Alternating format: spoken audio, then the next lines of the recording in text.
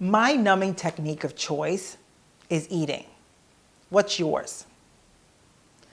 I learned through my son being autistic and avoiding the reality of what was straight in front of me is that I caused a lot of unnecessary hurt and pressure and suffering that was completely unnecessary just because I didn't want to deal with what was in front of me. Today, we're going to use my experience as a mother of a child with autism. And you're probably looking at me and saying, I don't have any kids, or I definitely don't have any kids that are special needs. And you're right, you don't. However, what is your avoidance technique? What are you doing in your everyday life, whether you're at the office, whether you're dealing with your partner, your children, with your best friends, with your everyday environment in which you don't want to deal, so you do something else, some kind of avoidance technique. Today, that's what we're talking about. Hi, I'm Vanessa. I'm a life coach. Do you know what the 5 or 6 different numbing techniques are, numbing mechanisms? Eating, my favorite, drinking, exercising excessively, going down the YouTube rabbit hole or Netflix rabbit hole for hours at a time, gaming, sometimes sexting, anything that you do that's an avoidance mechanism or a way of avoiding the reality what is an avoidance tool. Now, don't come writing at me and saying that, hey, I love going down the Netflix rabbit hole. You know what? Who doesn't? But if you're doing it every single day to avoid something that's present in front of you, then you got to learn how to check yourself. And that's what this is all about. So in 1995, my son was born, and 15 days later, he had open heart surgery. If that wasn't enough, in 1997, almost 1998, he was diagnosed with autism. To say that my plate was full would be an understatement. The way that I dealt with the unbelievable amount of pressure of how do I make this child grow up to be the healthiest, best version of himself, spiritually, mentally, and physically, was daunting. I could see that my friends that were having children at the same time, their kids were, healthy and happy. They were hitting the milestones as they're supposed to. And the comparison that I constantly had against them was not good. Now, my son was also completing his milestones 6 or 7 months later, but he was completing them. And drinking is not my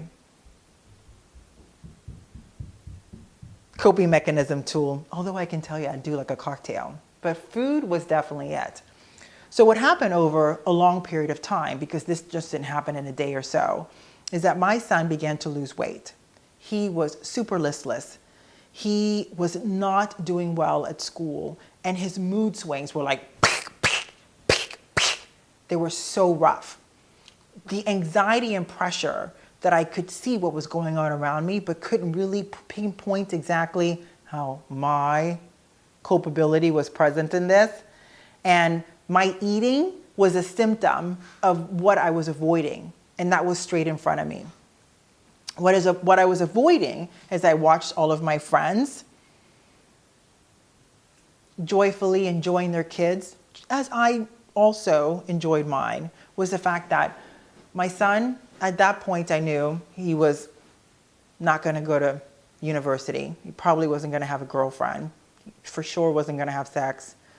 He wasn't going to be able to do all the fun things that I did with my friends. And his friends, from our peer group of friends, he was not going to be able to do those things. He was not going to get married. He was not going to have children of his own. That's a lot of stuff to have to unpack. And I didn't want to deal with it.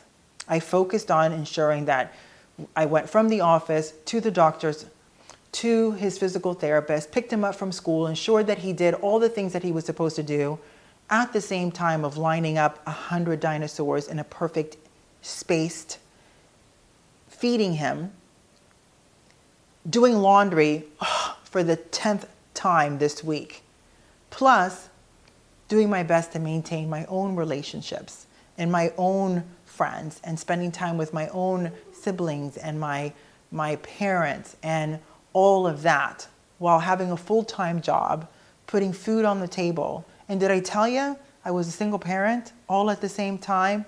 It's a miracle. It's a miracle that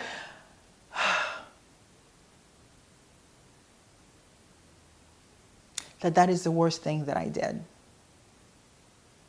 So this is what I learned from the experience. First of all, don't avoid the reality of what is. It makes things so much more difficult in the future. It's scary, yes. And what I teach my clients is when you're scared to do something, you probably should do it.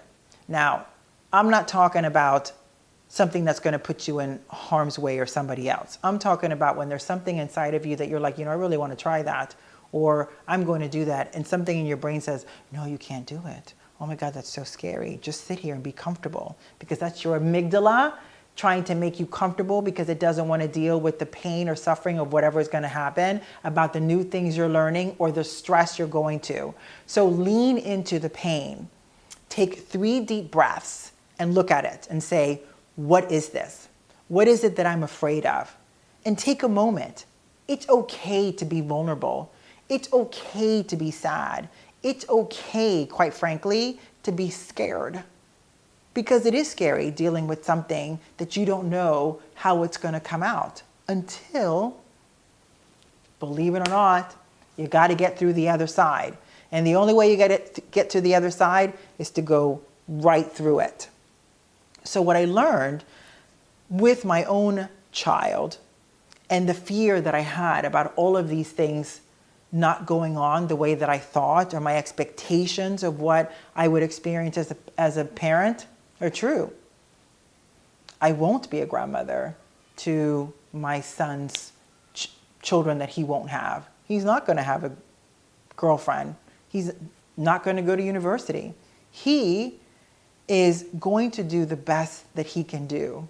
And as a parent, it's my job and responsibility to ensure that he is as productive as a human being as he is capable of being, to have some type of happiness in which he can bring about for himself, spiritually, mentally, physically. That's all I can do. All those other expectations of what I was hoping, praying was going to happen aren't going to happen. And that is the reality of what is.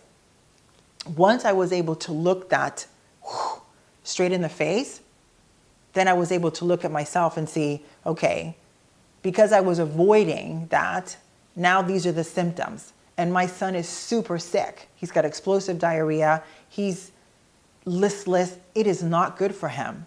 And I did that. So I stopped and looked at it and said, here's the other thing that I made the decision to do out of convenience of going and getting fast food and heavily processed food, chicken nuggets that I threw into the oven with French fries, because, where does that come from as a special needs parent? Where is it that chicken fingers and French fries are an acceptable food group for our children? Because at the end of the day, we introduced it to them. I introduced them to him. We introduced it to our children. So we are culpable and responsible for the effect that comes from it.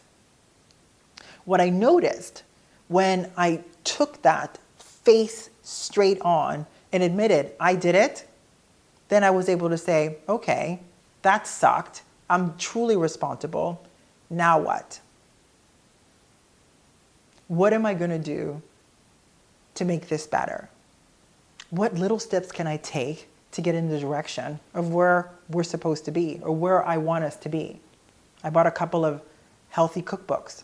I started adapting the food that we were eating currently from a fast food restaurant and making healthy options.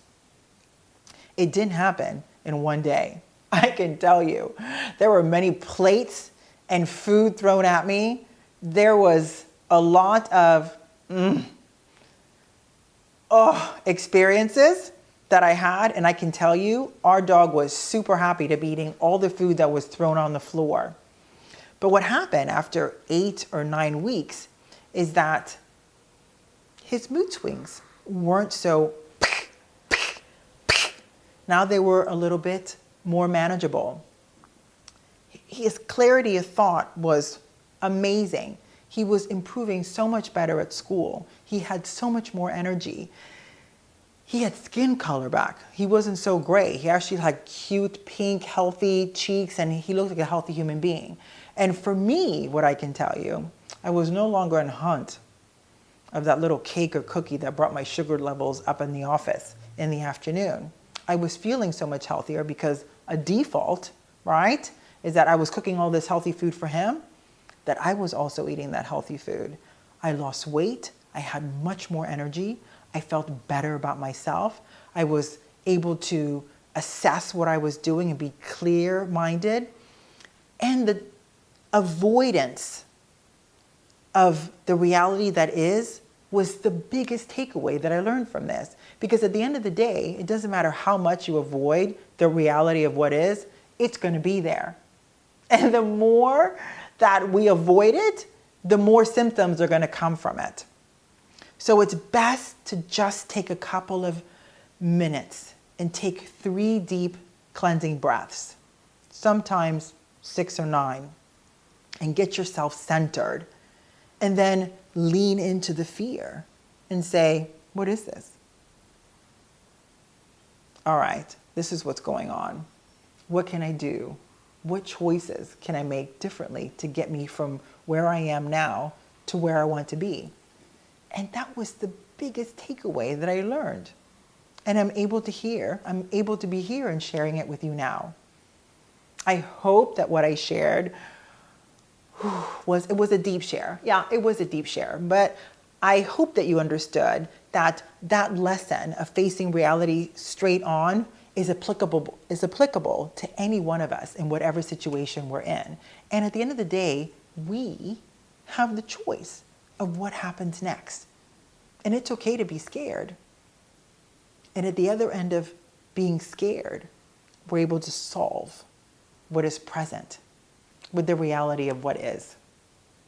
Every Thursday, I post a new video. There's an array of them here. Go look at them. As a life coach, I focus on health and wellness, on relationships, and autism. If there's anything I can do to help you, answer any questions, comment below. If you want to learn something new that I don't already have in my videos about, again, health and wellness, autism, and relationships, comment below. I'm happy to do something new.